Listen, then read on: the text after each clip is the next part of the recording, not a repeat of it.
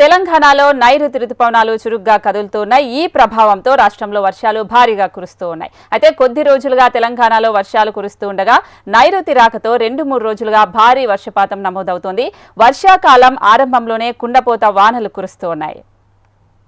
నిన్న కరీంనగర్లో అత్యధికంగా 11.4 సెంటీమీటర్ల వర్షపాతం నమోదైంది. సిరిసిల్ల, కొత్తగూడెం, జగిత్యాల, ములుగు, జనగామ జిల్లాల్లో 10 సెంటీమీటర్లకు పైగా వర్షం కురిసింది. సూర్యాపేట, ఆదిలాబాద్, నిజామాబాద్ జిల్లాల్లో 8 నుంచి 9 సెంటీమీటర్ల వర్షపాతం నమోదైంది. హైదరాబాద్లో రాత్రి 7 గంటల నుంచి ఒక్కసారిగా వాతావరణం మారిపోయింది. దాదాపు 2 గంటల పాటు భారీ వర్షం కురిసింది. సికింద్రాబాద్, ఆల్వాల్, లింగంపల్లి, కూకట్పల్లి, జూబ్లీహిల్స్, సూరారం, బోరబండ, బంజారా హిల్స్ ప్రాంతాల్లో వాన దంచుకొట్టింది. అయితే మరో 4 రోజుల పాటు ఈ వర్షాలు కొనసాగుతాయని వాతావరణ శాఖ వెల్లడించింది.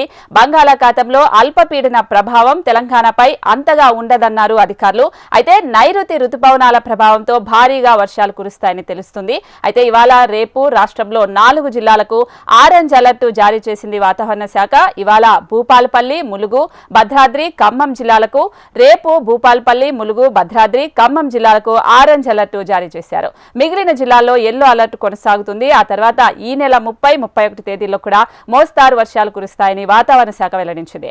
ఉష్ణోగ్రతలు 5 నుంచి 7 డిగ్రీలు పడిపోయే అవకాశాలున్నట్లు తెలుస్తోంది.